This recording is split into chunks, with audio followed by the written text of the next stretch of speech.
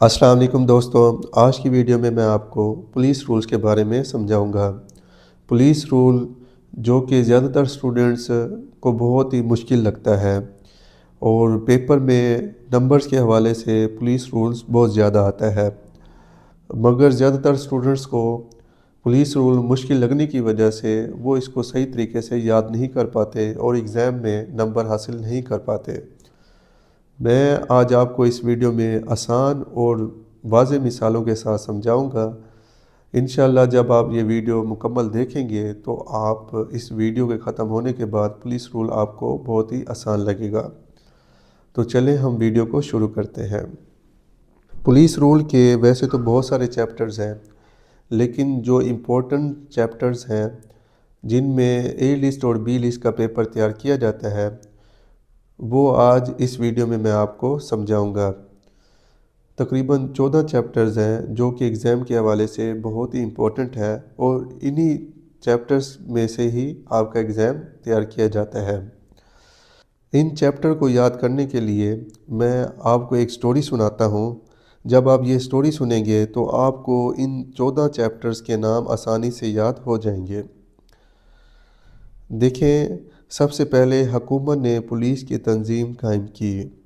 जो पुलिस की तंजीम है यानी कि ऑर्गेनाइजेशन है, वो चैप्टर 1 में है। इस तंजीम में हर अफसर और एहलकार का ओहदा, इख्तियार और ज़िम्मेदारी वाज़ेह की गई है ताकि कोई अभाम ना रहे।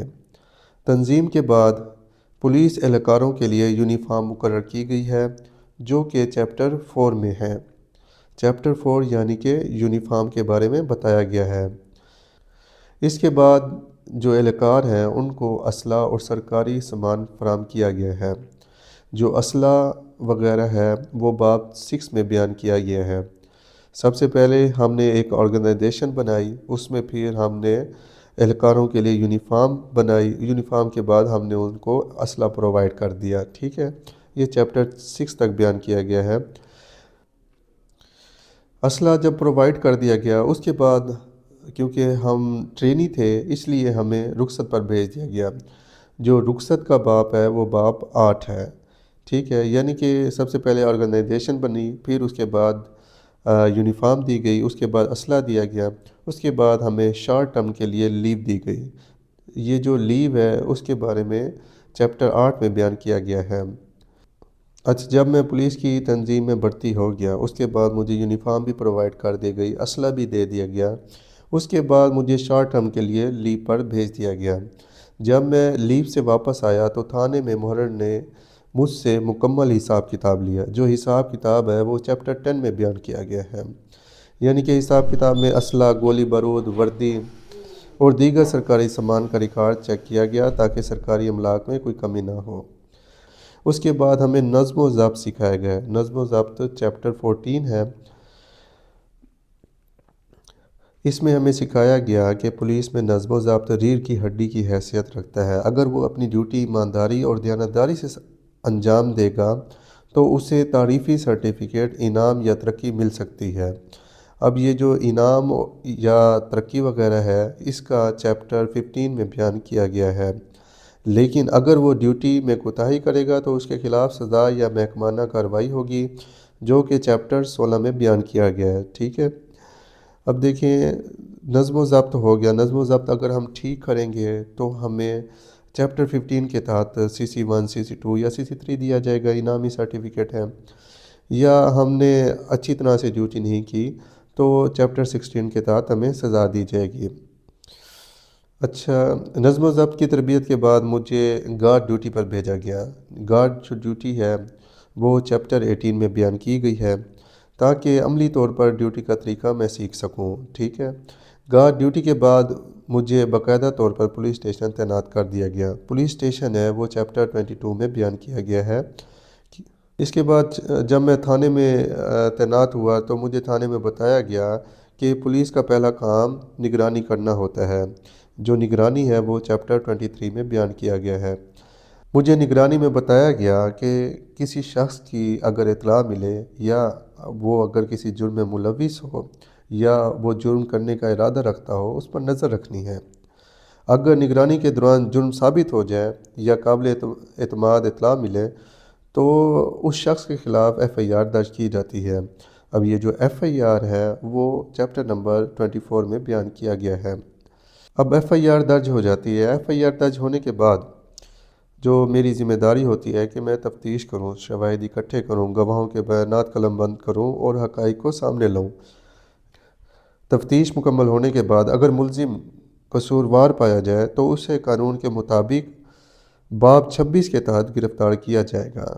اب دیکھیں، میں نے ایک سٹوری بنائی ہے کہ جب میں ایک تنظیم جو آرگنائزیشن ہے اس میں جب میں بھرتی ہوا، وہ کون سی آرگنائزیشن تھی؟ وہ پولیس کی آرگنائزیشن تھی جو کہ چیپٹر 1 میں بیان کی گئی۔ اب میں اس آرگنائزیشن میں بھرتی تو ہو گیا، تو پھر مجھے انہوں نے یونیفارم دے دی جو کہ چیپٹر 4 میں بیان کی گئی ہے۔ اب یونیفارم دی، اس کے ساتھ اسلحہ بھی دے دیا جو کہ چیپٹر 6 میں بیان کیا گیا ہے۔ اس کے بعد مجھے شارٹ لیو دی گئی کہ آپ گھر میں جائیں، 2-4 دن گزاریں، اس کے بعد آپ واپس آ جائیں۔ جو رخصت کے بارے میں ہے وہ چیپٹر 8 میں بیان کیا گیا ہے۔ اس کے بعد جب میں واپس آیا تو مجھ سے حساب کتاب لیا گیا کہ جو اسلحہ آپ کو دیا گیا تھا وہ صحیح سلامت ہے یا نہیں، ٹھیک ہے۔ یہ چیپٹر 10 میں حساب کتاب کے بارے میں بتایا گیا ہے۔ اس کے بعد مجھے نظم و ضبط سکھایا گیا ہے جو کہ چیپٹر 14 میں ہے۔ اگر میں ان نظم و ضبط کے مطابق ڈیوٹی کروں گا تو چیپٹر 15 کے تحت مجھے تعریفی سرٹیفکیٹ دیے جائیں گے۔ اگر میں ان نظم و ضبط کے مطابق ڈیوٹی نہیں کرتا تو چیپٹر 16 کے تحت مجھے سزا دی جائے گی۔ سمپل سی باتیں ہیں، ٹھیک ہے۔ یہ آپ اس طرح سٹوری سے کریں گے تو آپ کو چیپٹر سٹیپ بائی سٹیپ یاد ہوتے جائیں گے۔ جب نظم و ضبط سے میں ڈیوٹی سیکھ گیا تو مجھے سب سے پہلے گارڈ ڈیوٹی پر تعینات کیا گیا جو کہ چیپٹر 18 میں بیان کیا گیا ہے کہ گارڈ پر ڈیوٹی کس طرح کی جائے گی۔ گارڈ ڈیوٹی کے بعد مجھے پولیس اسٹیشن میں تعینات کیا گیا۔ پولیس اسٹیشن میں بتایا گیا کہ مجھے نگرانی کس طرح کرنی چاہیے اور کن لوگوں پر کرنی چاہیے۔ یہ نگرانی کا طریقہ کار چیپٹر 23 میں بیان کیا گیا ہے۔ اس کے بعد چیپٹر 24 ہے کہ جس شخص پر میں نگرانی کر رہا ہوں اگر وہ کوئی جرم کرتا ہے تو اس کے اوپر ایف آئی آر درج ہوگی۔ ایف آئی آر کا طریقہ کار چیپٹر 24 میں بیان کیا گیا ہے۔ اس کے بعد ظاہر ہے جب ایف آئی آر ہو جاتی ہے تو تفتیش کا عمل شروع ہو جاتا ہے۔ جو چیپٹر 25 ہے اس میں تفتیش کے حوالے سے بیان کیا گیا ہے کہ تفتیش کس طرح کرنی ہے۔ اس کے بعد تفتیش مکمل ہوئی تو مجھے پتہ لگا کہ مجرم فلاں جگہ پہ ہے اور میں نے اس کو گرفتار کرنا ہے۔ تو گرفتاری کا طریقہ کار چیپٹر 26 میں بیان کیا گیا ہے۔ دوستو، جب اس طرح آپ سٹوری سے یاد کریں گے تو آپ کو چیپٹر کبھی نہیں بھولیں گے۔ اب ہم شروع کرتے ہیں پولیس رول کا چیپٹر 1 اور رول نمبر 1، یعنی کہ باب 1 اور فقرہ 1۔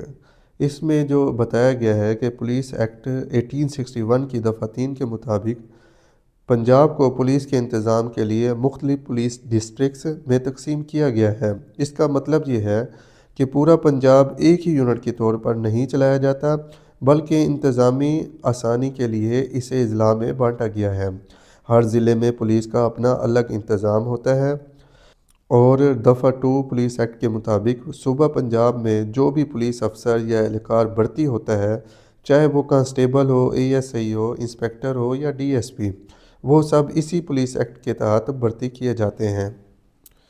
مثال کے طور پر آپ کو ایک مثال دیتا ہوں۔ فرض کریں پنجاب پولیس ایک بڑا سکول سسٹم ہے۔ اب دیکھیں، پورا پنجاب ایک ہی سکول نہیں ہے بلکہ پنجاب کو مختلف اضلاع میں تقسیم کیا گیا ہے۔ بالکل اسی طرح جیسے ایک سکول سسٹم میں ہر شہر میں الگ الگ کیمپس ہوتے ہیں، اسی طرح پولیس ایکٹ 1861 کی دفعہ 3 کے مطابق پنجاب کو پولیس ڈسٹرکٹس میں تقسیم کیا گیا ہے۔ یعنی ڈیرہ غازی خان پولیس ایک الگ ضلع ہے، ملتان پولیس ایک الگ ضلع ہے، لاہور پولیس ایک الگ ضلع ہے۔ ہر ضلع میں پولیس کا اپنا انتظام، اپنا ڈھانچہ اور اپنا سربراہ یعنی کہ ڈی پی او ہوتا ہے، لیکن سب ایک ہی نظام کے تحت کام کرتے ہیں۔ اب دفعہ 2 پولیس ایکٹ کو سمجھیں۔ جیسے اسکول میں چاہے وہ چوکیدار ہو، ٹیچر ہو یا پرنسپل، سب کی بھرتی ایک ہی تعلیمی قانون کے مطابق ہوتی ہے۔ بالکل اسی طرح پنجاب میں جو بھی پولیس میں بھرتی ہوتا ہے، چاہے وہ کانسٹیبل، اے ایس آئی، انسپیکٹر یا ڈی ایس پی ہو، وہ سب پولیس ایکٹ 1861 کے تحت ہی بھرتی کیے جاتے ہیں۔ ہمارا چیپٹر 1 کا اگلا فقرہ ہے فقرہ 2، آئی جی۔ آئی جی کون ہوتا ہے؟ Inspector general of police police force की कमान नज़्म व ज़ब्त और इंतज़ाम का सरबराह होता है, जबकि इसकी मावनत के लिए सूबाई हुकूमत एडिशनल आईजी और डिप्टी आईजी तैनात करती है। अब इसको एक मैं मिसाल के साथ समझाता हूँ। फ़र्ज़ करें पंजाब पुलिस एक बड़ा स्कूल है। Inspector general of police school का प्रिंसिपल है, जो पूरे स्कूल का नज़्म व ज़ब्त और इंतज़ाम संभालता है। चूँकि स्कूल बहुत बड़ा है, इसलिए प्रिंसिपल की मदद के लिए वाइस प्रिंसिपल और हेड मास्टर होते हैं। बिल्कुल इसी तरह पंजाब पुलिस में आईजी पूरी पुलिस फोर्स का सरबराह होता है और इसकी मदद के लिए सूबाई हुकूमत एडिशनल आईजी और डिप्टी आईजी तैनात करती है। बाब 1 का फ़िक्रा 8 है कि एसपी क्या होता है। सुप्रीडेंट ऑफ पुलिस एसपी यानी कि सुप्रीडेंट ऑफ पुलिस ज़िले में पुलिस के इंतज़ामी सरबराह होते हैं। इन्हें पुलिस आर्डर 2002 के आर्टिकल 15 के तहत तैनात किया जाता है और वो ज़िले में पुलिस के तमाम अमूर के ज़िम्मेदार होते हैं। अब इसको मैं एक मिसाल के साथ समझाता हूँ। फ़र्ज़ करें ज़िला एक बड़ा कॉलेज है। सुप्रीडेंट ऑफ पुलिस कॉलेज का प्रिंसिपल, जो पूरे कॉलेज का इंतज़ाम नज़्म व ज़ब्त और निगरानी करता है। जैसे प्रिंसिपल कॉलेज के तमाम शोबों, उस्ताज़ा और तलबा का ज़िम्मेदार होता है, बिल्कुल इसी तरह एसपी पूरे ज़िले में पुलिस के तमाम अमूर का ज़िम्मेदार होता है। बाब 1 का फ़िक्रा 13 है दर्जात व मरातिब अफसरान पुलिस। गज़ट शुदा अफसरान में शामिल होते हैं डीएसपी, एएसपी और एसपी, डीआईजी, एडिशनल आईजी और आईजी साहबान। मातहत पुलिस अफसरान में शामिल होते हैं constable, head constable, assistant sub inspector, inspector यानी कांस्टेबल से लेकर इंस्पेक्टर तक सब मातहत पुलिस अफसरान कहलाते हैं। दोस्तों ये एग्ज़ाम के हवाले से इम्पोर्टेंट है। अगर आप ए लिस्ट और बी लिस्ट की तैयारी कर रहे हैं, इसको आप लाजमी याद करके जाएं। अब आ जाता है हमारा बाब 4 फ़िक्रा 4 तमाम ड्यूटियों पर वर्दी पहनी जाएगी। पुलिस एहलकारों के लिए लाजिम है कि वो तमाम ड्यूटियों पर वर्दी पहने, ख़ास तौर पर तमाम परेड्स, तमाम अदालती कार्रवाइयों और हर किस्म की सरकारी ड्यूटी के लिए वर्दी पहनना लाजमी है। मौसमी हालात या ख़ास ज़रूरत के पेश नज़र वर्दी में मामूली तब्दीलियाँ करने की एसपी साहब अलबत्ता सुप्रीडेंट ऑफ पुलिस इजाज़त दे सकते हैं। बाब 4 का फ़िक्रा 7 रिक्रूटों का किट वो वर्दी और ज़रूरी सामान होता है जो पुलिस में नए भर्ती होने वाले एहलकारों को ट्रेनिंग के आगाज़ में फ़राहम किया जाता है। इस किट का मकसद ये होता है कि तमाम रिक्रूट्स एक जैसी वर्दी में हों, डिसिप्लिन और यकसानियत कायम रहे, ट्रेनिंग और ड्यूटी आसानी से हो सके। अच्छा, एक मैं यहाँ पे एक मिसाल देता हूँ, आपको समझाने की कोशिश करता हूँ। फ़र्ज़ करें 10 नए कांस्टेबल्स की ट्रेनिंग शुरू हो रही है। अगर हर एक ने अपनी पुरानी वर्दी पहनी तो ना डिसिप्लिन नज़र आएगा, ना यकसानियत और तरबियत मुश्किल होगी। इसीलिए सबको रिक्रूट किट दी जाती है, एक जैसी वर्दी, बेल्ट, जूते और दीगर ज़रूरी सामान, ताकि सब एक सफ़ में बराबर और मुनज़्ज़म नज़र आएँ। बाब 4 का फ़िक्रा 8 है कि मातहत अदना का किट वो सरकारी वर्दी और सामान होता है जो कांस्टेबल और हेड कांस्टेबल को ड्यूटी के लिए फ़राहम किया जाता है। मिसाल के तौर पर फ़र्ज़ करें कि 10 नए कांस्टेबल्स पहली बार ड्यूटी पर जा रहे हैं।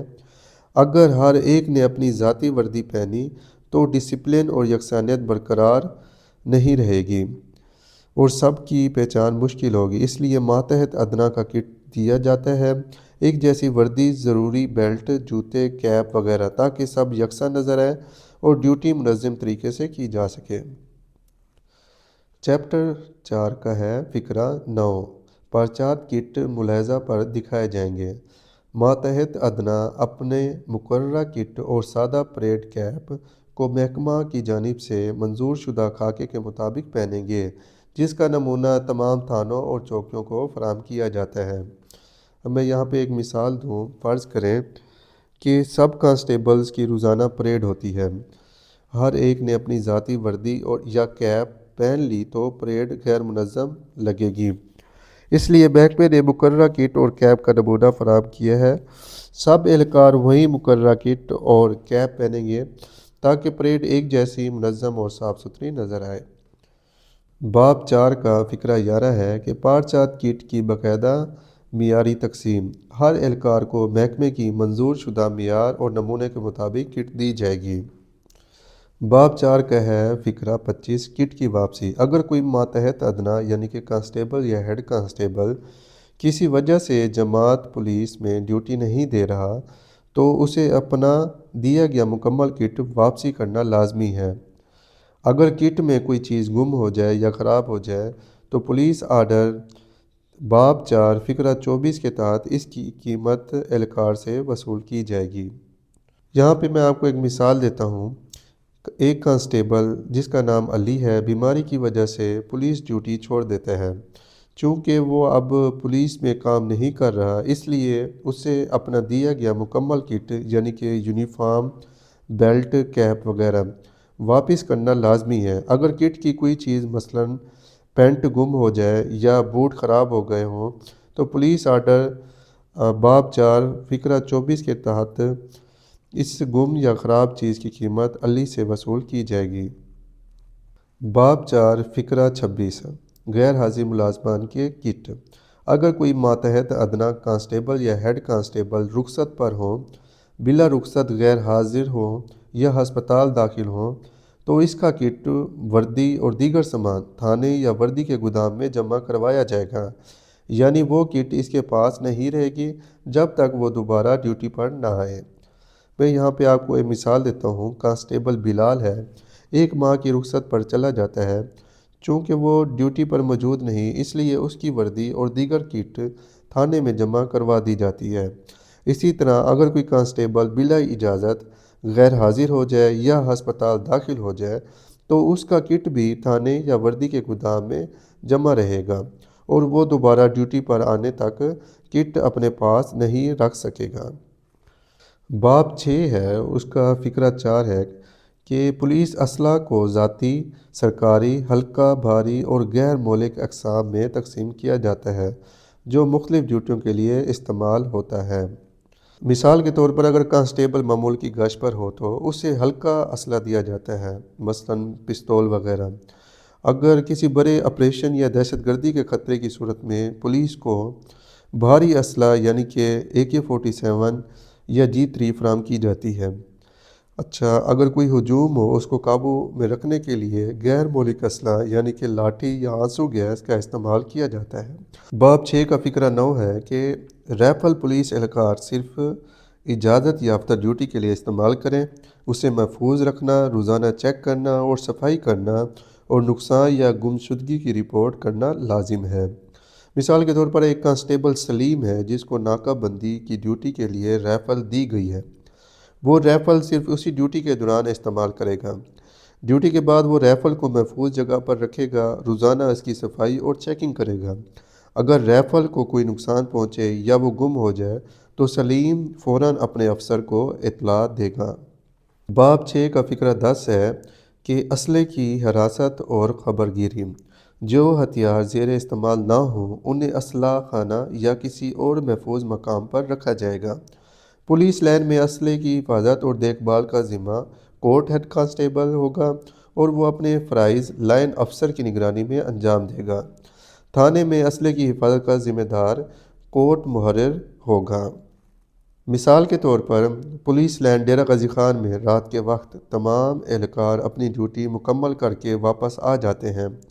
جو رائفلیں اور پستول اس وقت استعمال میں نہیں ہوتے انہیں ایک مخصوص اسلحہ خانہ میں رکھ دیا جاتا ہے۔ ان ہتھیاروں کی چابی اور حفاظت کی ذمہ داری کوت ہیڈ کانسٹیبل کے پاس ہوتی ہے۔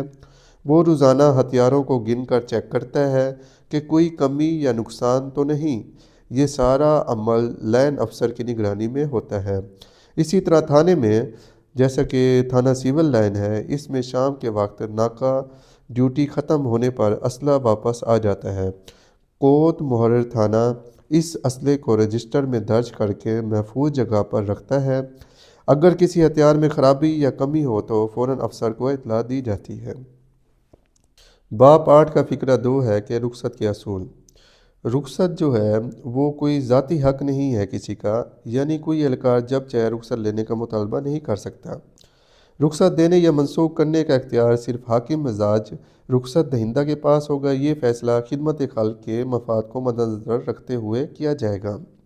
اگر ضروری یا ضلع تھانے میں ڈیوٹی کی ضرورت ہو تو رخصت کو منسوخ کیا جا سکتا ہے۔ اہلکار کو لازماً اطلاع دی جائے گی۔ اب میں یہاں پہ آپ کو ایک مثال دیتا ہوں۔ مثال کے طور پر کانسٹیبل عمران ہے، اس نے عید سے ایک دن پہلے رخصت کی درخواست دی۔ چونکہ اسی دوران ضلع میں سیکیورٹی ہائی الرٹ تھا، اس لیے حاکم مزاج افسر نے عوامی مفاد اور ڈیوٹی کی ضرورت کو دیکھتے ہوئے عمران کی رخصت منظور نہیں کی۔ عمران یہ مطالبہ اب نہیں کر سکتا کہ رخصت اس کا حق ہے۔ بعد میں اگر عمران کی رخصت پہلے سے منظور ہو چکی ہو لیکن اچانک کسی ہنگامی صورتحال مثلاً جلوس، احتجاج یا دہشت گردی کے خدشے کی وجہ سے تھانے میں نفری کی ضرورت بڑھ جائے تو حاکم مزاج اس کی رخصت منسوخ کر سکتا ہے۔ اس فیصلے کی باقاعدہ اطلاع عمران کو دی جائے گی اور اسے فوراً ڈیوٹی جوائن کرنا ہوگی۔ باب 8 کا فقرہ 5 ہے کہ رخصت اتفاقیہ۔ ہر اہلکار کو کل 30 دن رخصت اتفاقیہ سالانہ حاصل ہوتی ہے۔ عام حالات میں ایک وقت میں زیادہ سے زیادہ 10 دن دی جا سکتی ہے۔ خاص حالات میں یعنی کہ کوئی ہنگامی ضرورت ہو، ذاتی وجوہات ہو تو اس میں مدت بڑھا کر 15 دن بھی دی جا سکتی ہے۔ اگر پولیس اہلکار وبائی مرض یا سنگین بیماری میں مبتلا ہو جیسے کرونا آیا تھا تو اسے 30 دن تک رخصت اتفاقیہ دی جا سکتی ہے۔ یہ رخصت سالانہ رخصت کے حساب میں شامل نہیں کی جائے گی۔ ایک میں مثال دیتا ہوں۔ مثال کے طور پر کہ کانسٹیبل رضوان ہے، اس نے سال کے دوران مختلف ذاتی کاموں کے لیے رخصت اتفاقیہ لی ہے۔ وہ پورے سال میں زیادہ سے زیادہ 30 دن رخصت اتفاقیہ لے سکتا ہے۔ عام حالات میں اگر رضوان کو کسی گھریلو کام کے لیے رخصت چاہیے، اسے ایک وقت میں 10 دن تک رخصت دی جا سکتی ہے۔ اگر اچانک اس کے گھر میں شدید بیماری یا کوئی بڑا حادثہ ہو جائے تو حاکم مزاج افسر خاص حالات کو دیکھتے ہوئے اسے 15 دن تک رخصت اتفاقیہ دے سکتا ہے۔ اسی طرح اگر رضوان کسی وبائی مرض جیسے مثال کے طور پر ڈینگی ہے یا کرونا ہے یا کوئی بھی سنگین بیماری میں مبتلا ہو جاتا ہے تو اسے خصوصی طور پر 30 دن تک رخصت اتفاقیہ دی جا سکتی ہے اور یہ رخصت سالانہ رخصت میں شمار نہیں ہوگی۔ باب 8 کا فقرہ 6 ہے کہ رخصت اتفاقیہ کے متعلق پابندیاں۔ ماسوائے خاص حالات کے رخصت اتفاقیہ کسی دیگر رخصت کے ساتھ شامل نہیں کی جائے گی، یعنی اسے سالانہ رخصت یا دیگر چھٹیوں کے ساتھ جمع نہیں کیا جائے گا۔ ایسے مقامات پر نہیں جا سکتے جہاں راستہ بند ہونے کی وجہ سے واپس آنا مشکل ہو یا 36 گھنٹوں کے اندر واپس آنا ممکن نہ ہو۔ میں یہاں پہ آپ کو مثال دیتا ہوں تاکہ آپ آسانی سے سمجھ سکیں۔ مثال کے طور پر کانسٹیبل ساجد ہے، اس نے پہلے ہی 10 دن کی رخصت اتفاقیہ لی ہے۔ وہ اس رخصت کو سالانہ رخصت کے ساتھ ملا کر مزید چھٹیاں نہیں بنا سکتا جب تک کوئی خاص مجبوری یا اجازت نہ ہو۔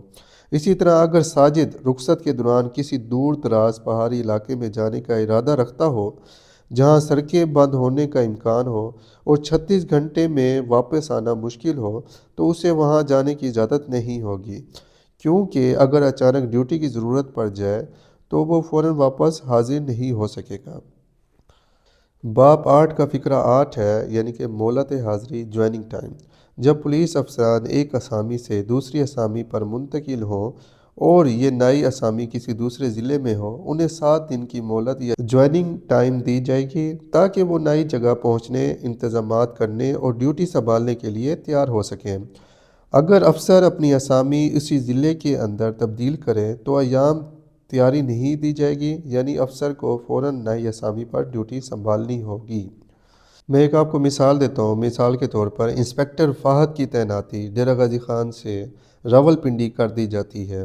چونکہ نئی اسامی دوسرے ضلع میں ہے اس لیے فہد کو 7 دن کی مہلت حاضری دی جائے گی تاکہ وہ سفر کرے، رہائش کا انتظام کرے اور نئی جگہ پر ڈیوٹی سنبھالنے کے لیے تیار ہو جائیں۔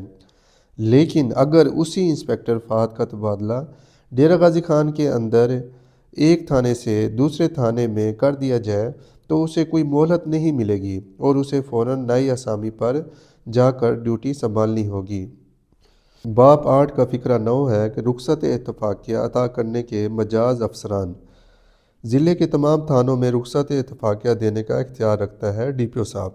اسی طرح وبائی امراض یا غیر معمولی حالات میں رخصت اتفاقیہ دینے یا مدت بڑھانے کا اختیار ایڈیشنل آئی جی یا آئی جی صاحب یا ڈی آئی جی صاحب کے پاس موجود ہیں۔ مثال کے طور پر کانسٹیبل حسن اپنے تھانے میں رخصت اتفاقیہ لینا چاہتا ہے۔ چونکہ یہ معمولی رخصت ہے، اسے ڈی پی او صاحب کی اجازت سے یہ رخصت مل سکتی ہے۔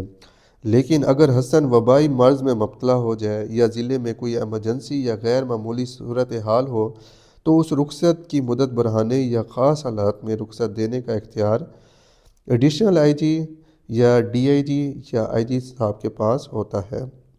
یوں معمولی رخصت کے لیے ڈی پی او صاحب ذمہ دار ہوتے ہیں اور خاص یا غیر معمولی حالات میں اعلیٰ افسران فیصلہ کرتے ہیں۔ باب 8 کا فقرہ 17 ہے سرکاری تعطیلات میں پابندیاں۔ کسی بھی پولیس افسر کو سرکاری چھٹی یا تعطیل کے دوران اختیار نہیں ہے کہ وہ اپنے محدود علاقے یا حدود کو چھوڑ دے، یعنی اپنے ضلع، تھانہ یا تعینات علاقے میں موجود رہنا لازمی ہے۔ اگر کوئی افسر سرکاری چھٹی کے دن بھی علاقہ چھوڑنا چاہے، اسے حاکم مزاج سے اجازت رخصت حاصل کرنا ہوگی۔ منظوری کے بغیر علاقہ چھوڑنا ممنوع ہے۔ مثال کے طور پر کانسٹیبل عامر کی ڈیوٹی ڈیرہ غازی خان کے تھانے میں ہے اور آج سرکاری تعطیل ہے۔ عامر اپنے ضلع یا تھانے کو بغیر اجازت چھوڑ کر شہر کے باہر نہیں جا سکتا۔ اگر عامر کو کسی ذاتی ضرورت کے لیے علاقے سے باہر جانا ہو تو اسے حاکم مزاج سے رخصت یا اجازت لینا ہوگی۔ بغیر اجازت ضلع یا تھانے سے نکلنا ممنوع ہے اور خلاف ورزی پر کارروائی ہو سکتی ہے۔ باب 10 کا فقرہ 17 ہے سرٹیفکیٹ راہداری۔ جب بھی کوئی رقم یا کوئی قیمتی سامان ایک پولیس دفتر یا تھانے سے دوسرے پولیس دفتر یا تھانے کو بھیجا جائے، اس کے ساتھ روڈ سرٹیفکیٹ لگانا لازمی ہوگا۔ یہ جو روڈ سرٹیفکیٹ ہے یہ رجسٹر نمبر 21 اور باب 22 فقرہ 72 کے تحت ریکارڈ کیا جائے گا تاکہ ٹرانزیکشن کا ثبوت اور ریکارڈ برقرار رہے۔ یہ سرٹیفکیٹ مال کی حفاظت اور ذمہ داری کی تصدیق کے لیے ضروری ہے۔ اگر مال یا رقم منتقل ہونے کے دوران گم ہو جائے یا نقصان ہو تو سرٹیفکیٹ کی بنیاد پر ذمہ دار افسر کا تعین کیا جائے گا۔ مثال کے طور پر تھانہ سول لائن سے پولیس لائن میں کوئی رقم یا کوئی قیمتی سامان بھیجا جا رہا ہے، اس سامان کے ساتھ روڈ سرٹیفکیٹ لگانا لازمی ہوگا تاکہ یہ پتہ لگ سکے کہ کون سا سامان کب بھیجا گیا اور کس نے وصول کیا۔ یہ سرٹیفکیٹ رجسٹر نمبر 21 یا باب 22 فقرہ 72 میں درج کیا جاتا ہے تاکہ بعد میں کسی بھی ٹرانزیکشن کا ثبوت موجود ہو۔ اگر راستے میں سامان گم ہو جائے یا خراب ہو جائے تو سرٹیفکیٹ کی بنیاد پر یہ تعین کیا جائے گا کہ کون سا افسر اس نقصان کا ذمہ دار ہے۔ باب 10 کا فقرہ 76 ہے کہ مفت کوارٹر اور کرایہ الاؤنس۔ مفت کوارٹر کا حق۔ تمام بھرتی شدہ پولیس افسران کو پولیس سرکاری بیرک یا کوارٹرز میں مفت رہنے کا حق حاصل ہے۔ یہ سہولت افسران کی رہائش اور ڈیوٹی کے انتظام کے لیے دی جاتی ہے۔ اگر کوئی سرکاری کوارٹر دستیاب نہ ہو تو افسران کو کرایہ کے طور پر الاؤنس دیا جائے گا۔ کرایہ الاؤنس کا مقصد افسران کو رہائش کی سہولت فراہم کرنا ہے۔ مثال کے طور پر سب انسپکٹر احمد کو پولیس لائن ڈیرہ غازی خان میں تعینات کیا گیا ہے، اسے مفت کوارٹر دیا جائے گا تاکہ وہ ڈیوٹی کے قریب رہائش حاصل کر سکے اور آسانی سے ڈیوٹی سنبھال سکے۔ لیکن اگر پولیس لائن یا سرکاری کوارٹر دستیاب نہ ہو تو احمد کو کرایہ الاؤنس دیا جائے گا تاکہ وہ شہر میں اپنی رہائش کا انتظام کر سکے۔ اس الاؤنس کا مقصد افسران کو رہائش کی سہولت فراہم کرنا ہے۔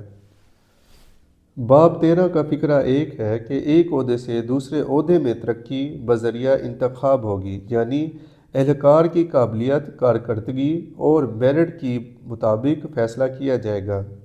ہر ضلع میں ترقی کے اہل اہلکاروں کی لسٹ رکھی جائے گی، جبکہ فائنل لسٹ ایڈیشنل آئی جی کے دفتر میں رکھی جائے گی تاکہ ریکارڈ اور شفافیت برقرار رہے۔ مثال کے طور پر ایک کانسٹیبل کو ہیڈ کانسٹیبل میں ترقی دی جانی ہے۔ ترقی کا فیصلہ انتخابی عمل اور کارکردگی کے مطابق ہوگا۔ متعلقہ ضلع میں لسٹ دستیاب ہوگی تاکہ افسران اور عوام آسانی سے چیک کر سکیں۔ باب 13 کا فقرہ 5 ہے کہ کانسٹیبل سے اسپیشل گریڈ کانسٹیبل میں ترقی۔ اہلکار جسمانی طور پر فٹ ہونا چاہیے تاکہ ڈیوٹی کی تمام ذمہ داریاں انجام دے سکے۔ اہلکار اردو اور انگریزی پڑھ اور لکھ سکتا ہو تاکہ رپورٹنگ، ریکارڈ اور تحریری کام کر سکے۔ اہلکار کا اعمال نامہ صاف ہونا چاہیے، یعنی اس کے ریکارڈ میں کوئی اخلاقی داغ یا شکایت موجود نہ ہو۔ میں ایک مثال دیتا ہوں، یہاں پہ کانسٹیبل عامر ہے جس کو اسپیشل گریڈ کانسٹیبل میں ترقی دی جانی ہے۔ ترقی دینے سے پہلے یہ دیکھا جائے گا کہ عامر جسمانی طور پر فٹ ہے تاکہ وہ گشت، ناکہ بندی اور دیگر ڈیوٹی بآسانی انجام دے سکیں۔ عامر اردو اور انگریزی پڑھ اور لکھ سکتا ہو تاکہ وہ رپورٹیں، تحریری ریکارڈ اور دیگر کام درست طریقے سے مکمل کر سکیں۔ عامر کا اعمال نامہ صاف ہے، یعنی اس کے ریکارڈ میں کوئی شکایت یا اخلاقی داغ موجود نہیں۔ باب 13 کا فقرہ 6 ہے کہ ایس پی صاحب ضلع میں اے لسٹ قائم کریں گے۔ اس لسٹ میں ضلع پولیس اہلکاروں کے 20% اہلکار درج کیے جائیں گے۔ مثال کے طور پر ایس پی ضلع افسران کی لسٹ اے بناتے ہیں۔ فرض کریں ضلع میں کل 100 پولیس اہلکار ہیں تو اس لسٹ میں صرف 20 اہلکار شامل کیے جائیں گے جو اعلیٰ کارکردگی، میرٹ اور شفافیت کے معیار پر پورا اترتے ہیں۔ یہ لسٹ بعد میں ترقی، انعامات یا خصوصی تعیناتوں کے لیے استعمال ہوگی تاکہ اہلکار کی کارکردگی اور شفافیت برقرار رہے۔ باب 13 کا فقرہ 7 ہے کہ پولیس ٹریننگ اسکول میں کورس کے لیے امیدواران کا انتخاب فہرست B1 کے مطابق کیا جائے گا۔ مثال کے طور پر اگر تھانہ سیول لائن کے اہلکار رضوان پولیس ٹریننگ اسکول میں خصوصی تربیت کورس کے لیے منتخب ہونا چاہتے ہیں تو ان کا انتخاب فہرست B1 کے مطابق کیا جائے گا۔ فہرست B1 میں اہلکاروں کی کارکردگی، قابلیت اور میرٹ درج ہوتا ہے اور اسی بنیاد پر ٹریننگ کے لیے مناسب امیدوار منتخب کیے جاتے ہیں۔ باب 13 کا فقرہ 8 ہے وہ اہلکار جو پولیس ٹریننگ اسکول کی لوور کلاس کا امتحان پاس کر چکے ہوں اور ہیڈ کانسٹیبل میں ترقی یاب ہونے کے لائق ہوں۔ فہرست سی میں شامل اہلکار ہیڈ کانسٹیبل کے عہدے پر ترقی کے لیے اہل سمجھے جائیں گے۔ مثال کے طور پر کانسٹیبل بلال نے پولیس ٹریننگ اسکول کی لوور کلاس کا امتحان کامیابی سے پاس کر لیا ہے اور اب وہ ہیڈ کانسٹیبل کے عہدے کے لیے موزوں ہے۔ بلال کا نام فہرست سی میں درج کیا جائے گا اور اسی فہرست میں شامل اہلکار ہیڈ کانسٹیبل کے عہدے پر ترقی کے اہل سمجھے جائیں گے۔ یوں ٹریننگ، امتحان اور فہرست سی کی بنیاد پر ترقی کا عمل شفاف اور میرٹ پر مبنی ہوگا۔ چیپٹر 14 کا فقرہ 2 ہے جو کہ امپورٹنٹ ہے۔ ہیڈ کانسٹیبل سے اوپر تمام پولیس افسران کو ان سے کم عہدے کے افسران سلام کریں گے۔ تمام پولیس افسران صدر، گورنر اور وزراء کو سلام کریں گے۔ گزٹ شدہ پولیس افسران اپنے سے عہدے میں بڑے سول افسران اور افسران مسلح افواج کو سیلوٹ کریں گے۔ کانسٹیبل اور ہیڈ کانسٹیبل گزٹ شدہ افسران کو بھی سلام کریں گے۔ علاوہ ازیں اوپر بیان شدہ اصولوں پر عمل کریں گے۔ پولیس علاقہ مجسٹریٹ کو سلام کریں گے۔ ڈیوٹی پر موجود ملازم سلام کے حقدار افسر کو سیلوٹ کرے گا۔ مثال کے طور پر ہیڈ کانسٹیبل سے اوپر والے افسران، فرض کریں ہیڈ کانسٹیبل بلال اور کانسٹیبل عامر ہے۔ بلال سے اوپر سب انسپکٹر یا ایس پی ہیں۔ بلال اور عامر کو ان افسران کو سلام کرنا لازمی ہے۔ اگر صدر، گورنر یا صوبائی وزراء کسی تقریب یا محفل میں موجود ہوں تو تمام افسران کو سلام پیش کرنا ہوگا۔ افسر سب انسپکٹر یا ایس پی جیسے گزٹ شدہ افسران اپنے سے بڑے سول افسران یا افسران مسلح افواج کو سیلوٹ کریں گے۔ باب 14 کا فقرہ 4 ہے عوام میں پولیس افسر کا طرز عمل۔ ہر پولیس افسر اپنے مزاج کو قابو میں رکھے گا، ہر موقع پر اخلاق کے مطابق کام کرے گا، دوسروں کے برتاؤ سے اپنا استقلال یا صبر بگڑنے نہیں دے گا، اپنے بچاؤ یا اختیارات استعمال کرتے ہوئے دل جمعی سے کام لے گا، ہر ممکن حد تک کم ترین تشدد کرے گا۔ پولیس افسران کا کام منفرد ہونا چاہیے۔ انہیں یاد رکھنا چاہیے کہ پولیس کی شہرت، عوام کا تعاون اور قانون شکن افراد کے خلاف رعایا کا رد عمل ہر ایک افسر کے طرز عمل پر منحصر ہے۔ باب 14 کا فقرہ 5 ہے موڈ آف کمیونیکیشن۔ ماتحت اور گزر شدہ افسران کے درمیان مراسلات قریب ترین افسران کے ذریعے ہوں گے۔ مثال کے طور پر ایک کانسٹیبل کو ایس پی گزر شدہ کو کوئی اطلاع دینی ہے تو وہ سب انسپکٹر یا انسپکٹر یعنی کہ درمیانی رتبے کے ذریعے اطلاع بھیجے گا، یا اگر قریب ترین افسر دستیاب ہو تو براہ راست بھیج سکتا ہے۔ باب 14 کا فقرہ 6 ہے ماتحت افسران کی درخواستیں اور عرض و معروض۔ ہیڈ کوارٹر میں تعینات ماتحت افسران اپنے قریب ترین اعلیٰ افسر سے اجازت لے کر ہی عرض و معروض کر سکتے ہیں۔ ہیڈ کوارٹر میں تعینات افسران کے لیے تحریری درخواست دینا ضروری نہیں۔ عرض و معروض قریب ترین آر آئی یا ایل او کے ذریعے ایس پی صاحب کے سامنے پیش کی جائے گی۔ ضروری عرض و معروض کسی بھی وقت کی جا سکتی ہے۔ مثال کے طور پر کانسٹیبل بلال ہیڈ کوارٹر میں تعینات ہے اور اسے ذاتی یا ڈیوٹی سے متعلق مسئلے پر عرض و معروض کرنا ہے۔ بلال اپنے قریب ترین اعلیٰ افسر مثلاً آر آئی یا ایل او سے اجازت لے کر اپنا معاملہ پیش کرے گا۔ بلال کو تحریری درخواست دینے کی ضرورت نہیں، بلکہ وہ اپنے افسر کے ذریعے زبانی یا تحریری طور پر ایس پی کے سامنے مسئلہ پیش کر سکتا ہے۔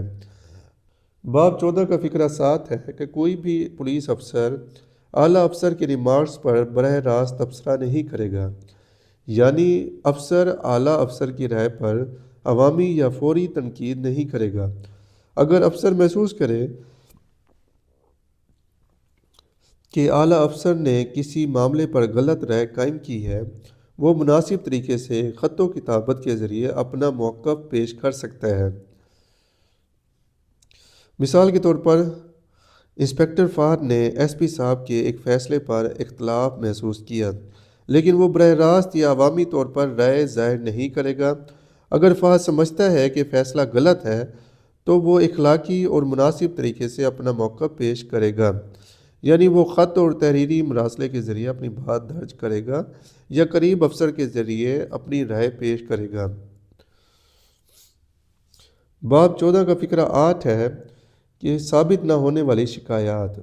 اگر ماتحت افسر نے اعلیٰ افسر کے خلاف کوئی شکایت درج کی اور وہ شکایت ثابت نہ ہو سکے تو اس ماتحت افسر کے خلاف سخت کارروائی کی جائے گی۔ مثال کے طور پر کانسٹیبل علی نے ایس پی صاحب کے خلاف شکایت درج کرائی کہ انہوں نے غیر منصفانہ رویہ اختیار کیا، لیکن تحقیقات کے بعد یہ شکایت ثابت نہیں ہوئی۔ چونکہ شکایت جھوٹی یا غیر ثابت شدہ نکلی، لہٰذا علی کے خلاف سخت کارروائی کی جائے گی۔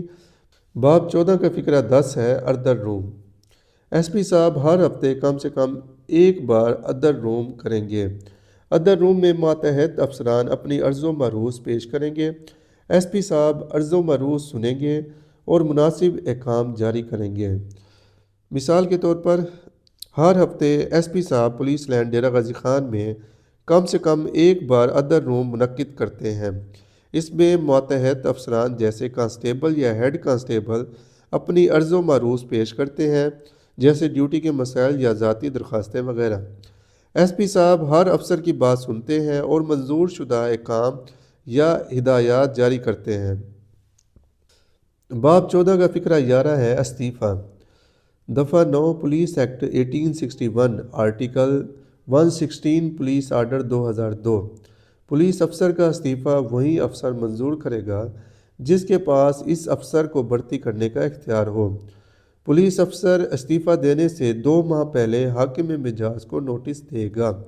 اگر ایس پی صاحب مناسب سمجھیں تو ماتحت ادنیٰ یعنی کہ کانسٹیبل یا ہیڈ کانسٹیبل کو 2 ماہ کا نوٹس دینے کی بجائے 2 ماہ کی تنخواہ سرکاری خزانے میں جمع کروا کر فوراً استعفیٰ دینے کی اجازت دی جا سکتی ہے۔ مثال کے طور پر کانسٹیبل بلال پولیس سے استعفیٰ دینا چاہتا ہے۔ بلال اپنے استعفیٰ اس افسر کو پیش کرے گا جس نے اسے بھرتی کیا تھا، کیونکہ صرف اسی افسر کو استعفیٰ منظور کرنے کا اختیار ہے۔ عام طور پر بلال کو 2 ماہ پہلے حاکم بجاز کو نوٹس دینا ہوگا تاکہ انتظامات کیے جا سکیں، لیکن اگر ایس پی صاحب مناسب سمجھیں تو بلال کو کہا جا سکتا ہے کہ وہ 2 ماہ کی تنخواہ سرکاری خزانے میں جمع کروا دے اور فوراً استعفیٰ دے دے۔ باب 14 کا فقرہ 15 ہے تعیناتی اور تبدیلی۔ گورنر کو ایس پی کا تبادلہ کرنے کا اختیار حاصل ہے۔ آئی جی صاحب کو اے ایس پی اور ڈی ایس پی کے تبادلے کا مجاز افسر ہے۔ مثال کے طور پر اگر ایس پی عمران کو کسی دوسرے ضلع میں منتقل کرنا ہو تو یہ تبادلے صرف گورنر کی منظوری سے کیا جا سکتا ہے۔ اگر اے ایس پی یا ڈی ایس پی کے تبادلے کرنے ہوں تو یہ کام آئی جی صاحب کا اختیار ہے۔ باب 14 کا فقرہ 17 ہے اگر کوئی پولیس افسر رخصت کے دوران دوسرے ضلع میں بیمار ہو جائے تو وہ اس ضلع کے ایم ایس میڈیکل افسر کے سامنے پیش ہوگا۔ میڈیکل افسر کے لیے سختی سے منع ہے کہ وہ کسی بھی پولیس افسر کی بیماری کی بنیاد پر تبادلے کی سفارش نہیں کرے گا۔ باب 14 کا فقرہ 18 ہے پرچہ ڈیوٹی کیا ہے؟ ہر پولیس افسر کا اردو میں پرچہ ڈیوٹی رکھا جاتا ہے۔ ہر پولیس افسر خود ذمہ دار ہوگا کہ درج ذیل تمام امور باقاعدہ درج کروائے۔ تمام تبادلے جن میں فرائض میں تبدیلی ہو، تمام رخصتیں، تمام ایسی ڈیوٹی جن میں 24 گھنٹے یا اس سے زیادہ عرصہ لائن یا تھانے سے غیر حاضر رہنا پڑے، پرچہ ڈیوٹی میں کی گئی اندراجات پر لائن افسر یا افسر انچارج تھانہ یا محرر ہیڈ کانسٹیبل دستخط کرے گا۔ مثال کے طور پر ہیڈ کانسٹیبل بلال کی ڈیوٹی پرچہ اردو میں رکھا جاتا ہے۔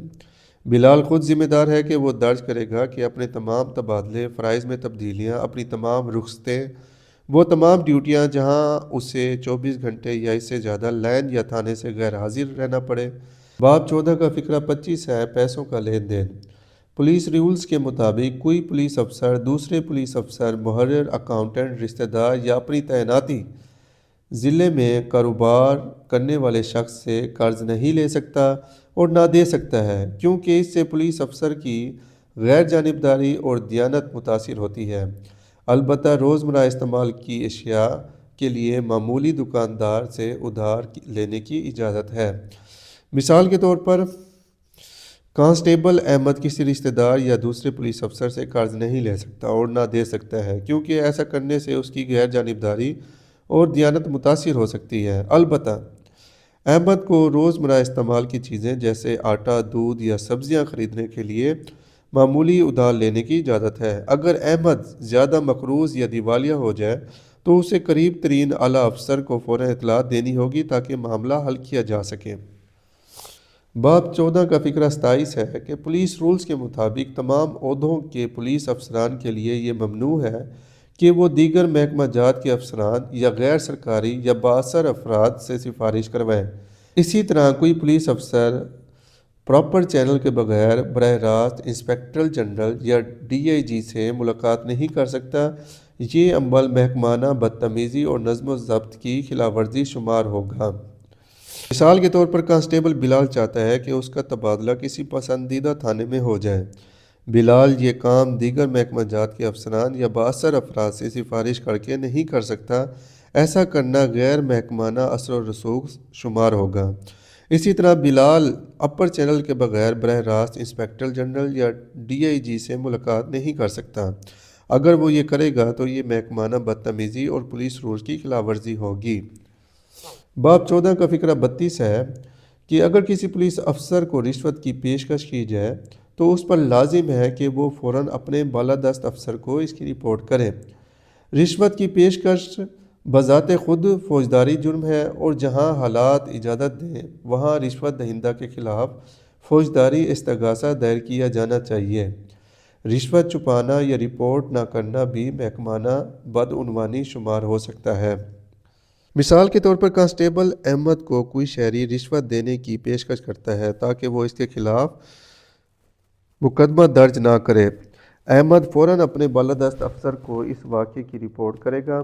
رشوت دینے والا شخص جہاں حالات اجازت دیں فوجداری مقدمے کے تحت سزا کے لیے پیش کیا جائے گا۔ اگر احمد نے رشوت کی پیشکش چھپائی یا رپورٹ نہیں کی تو یہ بھی محکمانہ بدعنوانی شمار ہوگا اور اس کے خلاف قانونی کارروائی کی جائے گی۔ باب 14 کا فقرہ 34 ہے کہ پولیس رولز کے مطابق کوئی بھی پولیس افسر کسی تنازع میں بحیثیت ثالث یعنی بیچ میں آ کر فیصلہ کرنے والا کام نہیں کرے گا، سوائے اس کے کہ کوئی عدالت اسے ایسا کرنے کی تحریری منظوری دے۔ یہ اصول بنایا گیا ہے تاکہ پولیس افسر غیر جانبداری اور قانونی دائرہ کار میں رہتے ہوئے اپنی ڈیوٹی سر انجام دے اور کسی ذاتی یا مقامی تنازع میں دخل اندازی نہ کریں۔ مثال کے طور پر کانسٹیبل فہد کے محلے میں دو لوگ زمین کے تنازع پر جھگڑا کر رہے ہیں۔ فہد پولیس افسر ہونے کے ناطے خود ثالثی نہیں کرے گا، وہ صرف عدالت یا مجاز افسر کی تحریری منظوری ملنے پر ہی بیچ میں آ کر تنازع کا فیصلہ کر سکتا ہے۔ باب 14 کا فقرہ 56 ہے مجمع خلاف قانون پر طاقت کا استعمال۔ پاکستان میں پولیس کو انلافل اسمبلی کو منتشر کرنے کے لیے قانونی اختیار حاصل ہے۔ اس اختیار کے متعلق قوانین درج ذیل ہیں۔ دفعہ 127 اور 128 ضابط اور آرٹیکل 121 پولیس آرڈر 2002 کے تحت پولیس افسر غیر قانونی یا خطرناک مجمع کو منتشر کرنے کا اختیار حاصل ہے۔ اسی طرح پولیس ایکٹ 1861 دفعہ 30 کے تحت مجمع کو منتشر کرنے کے لیے ضروری طاقت استعمال کی جا سکتی ہے، بشرط یہ کہ قانون کے مطابق اور مناسب حد تک ہو۔ اسی طرح دفعہ 129 سے 131 ضابط اگر حالات شدید ہوں تو اے ایس پی یا ڈی ایس پی فوجی طاقت طلب کر سکتا ہے تاکہ عوام اور پولیس کی حفاظت یقینی بنائی جا سکے۔ دوستوں، چیپٹر 14 ہے جو کہ یہ امتحان کے حوالے سے بہت امپورٹنٹ ہے۔ بہت سارے دوست جو باب فقرے ہیں اس کو یاد نہیں کر پاتے۔ یہاں پہ میں باب 14 کی آپ کو ٹرک بتاتا ہوں کہ سب سے پہلے آ جاتا ہے 14(2) یعنی کہ کوئی پولیس افسر ہے، وہ سب سے پہلے کسی بندے کو ملتا ہے تو اس کو سلوٹ کرے گا، ٹھیک ہے۔ اسی طرح 14(4) ہے، اب پولیس افسر کسی بھی اعلیٰ افسر کو سلوٹ کرتا ہے تو عوام میں جو ہے وہ پولیس افسر کا طرز عمل جاتا ہے۔ تو یہ ہے 14(4) میں 14(4) میں یعنی کہ 14(2) میں اس نے سلوٹ کیا، 14(4) میں عوام میں پولیس کا طرز عمل چلا گیا، ٹھیک ہے۔ پھر 14(5) آتا ہے کہ کمیونیکیشن کیسی ہوئی کہ ہمارے درمیان جو پولیس افسر ہے جس کو میں نے سلوٹ کیا ہے اس میں اور میرے درمیان کمیونیکیشن کیسے رہی، یہ 14(5) میں ہے، ٹھیک ہے۔ اب 14(6) میں آ جاتا ہے کہ جناب میں نے جس کو سلوٹ کیا ہے اور جس کے درمیان میری کمیونیکیشن رہی ہے تو اس کو میں نے ایک درخواست دی ہے۔ 14(6) میں ہے کہ درخواست دینے کا طریقہ کار کیا ہے، ٹھیک ہے۔ 14(7) میں ہے اس بندے نے جس کو میں نے سلوٹ کیا ہے، جس کے پاس میں اپلیکیشن لے کر گیا ہوں، جناب اس نے میری جو اپلیکیشن ہے اس کو ریجیکٹ کر دیا ہے۔ 14(7) میں یہی بیان کیا گیا ہے، ٹھیک ہے۔ 14(8) میں یہ ہے کہ اب میں لوگوں کو شکایت کر رہا ہوں کہ فلاں بندے نے، فلاں افسر نے میری اپلیکیشن کو ریجیکٹ کر دیا ہے۔ تو 14(8) میں لوگوں کو شکایتیں کرتا پھر رہا ہوں، کمپلین کر رہا ہوں۔ اب 14(8) میں یہ ہے کہ وہ جو میں کمپلین کر رہا ہوں اس کو ثابت کرنا بھی لازمی ہے۔ اگر میں ثابت نہیں کر پاتا تو میرے خلاف کارروائی کی جائے گی، ٹھیک ہے۔ اب میری کارروائی کہاں پہ ہوگی؟ وہ 14(10) میں ہوگی، ٹھیک ہے۔ 14(10) میں میرا ادر روم لگا ہے۔ ادر روم میں جب مجھے پیش کیا گیا تو مجھے غصہ آ گیا کہ یار اس کو میں نے اپلیکیشن دی تھی پھر بھی اس نے ہے نا میری بات نہیں سنی، تو اب جو ادر روم لگا ہے اس میں یہ میری بات کیا سنے گا؟ اس سے بہتر ہے کہ میں استعفیٰ دے دوں۔ جو استعفیٰ ہے وہ 14(11) میں ہے، ٹھیک ہے۔ 14(11) میں جب میں نے افسر کو استعفیٰ دیا ہے تو افسر اپنی ایک لیول پہ آ گیا ہے کہ بھائی اگر یہ بندہ مجھے استعفیٰ دے رہا ہے تو عوام یہ کہے گی کہ بھائی یہ قصوروار نہیں تھا، تو اس لیے افسر طیش میں آ کر اس کو ڈسمس کر دیتا ہے 14(12) میں، ٹھیک ہے۔ ایک میں نے سٹوری بنائی ہے، یہ آپ نے سٹوری اگر اس طرح سے یاد کر لی تو آپ کو بہت آسانی ہوگی، ٹھیک ہے۔ اب اس نے میرے اوپر ایلیگیشن کیا لگایا، اس نے کہا کہ جناب یہ پیسے لیتا تھا جو کہ فقرہ نمبر 25 میں جائز نہیں ہے، ٹھیک ہے، اس طرح سفارشیں کرتا تھا جو کہ فقرہ نمبر 27 میں جائز نہیں ہے۔ اسی طرح جو رشوت ہوتی تھی وہ لیتا تھا جو کہ فقرہ نمبر 32 میں جائز نہیں ہے۔ اسی طرح لوگوں کے درمیان ثالثی کرتا تھا جو کہ جائز نہیں ہے، جس کی وجہ سے میں نے اس کو ڈسمس کیا ہے۔ ٹھیک ہے، یعنی کہ جب آپ اس طرح سے دیکھیں گے، یعنی کہ 14(2) میں آپ نے جب کسی افسر کو سلوٹ کیا تو سلوٹ کرنے کے بعد عوام میں طرز عمل گیا، واہ جی واہ، یہ بندہ تو اس بندے کو سلوٹ کر رہا ہے۔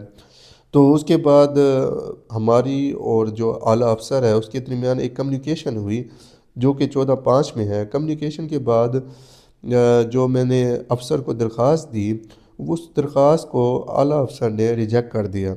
اب جب ریجیکٹ کر دیا تو لوگوں نے مجھ سے پوچھا، بھائی تیری درخواست کو اعلیٰ افسر نے کیوں ریجیکٹ کیا ہے؟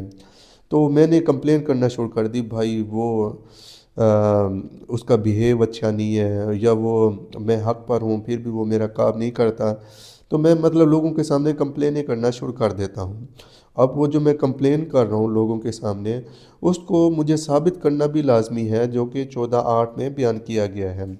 اب افسر کو پتہ لگ گیا ہے کہ اس نے ہے نا لوگوں کو کمپلینیں کرنا شروع کر دی ہے، چلو اس کو ہے نا ادر روم پہ اپنے پاس بلاتے ہیں تو پھر فیصلہ کرتے ہیں۔ پھر جو ادر روم ہے وہ 14(10) میں بیان کیا گیا ہے۔ ٹھیک ہے، 14(10) کے بعد جب مجھے بلایا گیا دفتر میں تو ادر روم پیش کرنے کے لیے، تو ادر روم میں جانے سے پہلے ہی میں نے استعفیٰ دے دیا۔ اب جب میں نے استعفیٰ دیا تو افسر طیش میں آ گیا کہ بھائی اگر یہ استعفیٰ دے گا تو اس کا مطلب لوگ یہ کہیں گے کہ یہ بندہ ٹھیک تھا، تو اس سے بہتر ہے کہ میں اس کے اوپر کچھ ایلیگیشنز لگا کر اس کو ڈسمس کر دیتا ہوں۔ تو افسر کیا کرتا ہے، وہ ایلیگیشنز لگاتا ہے کہ 12 میں اس کو ڈسمس کر دیتا ہے بندے کو۔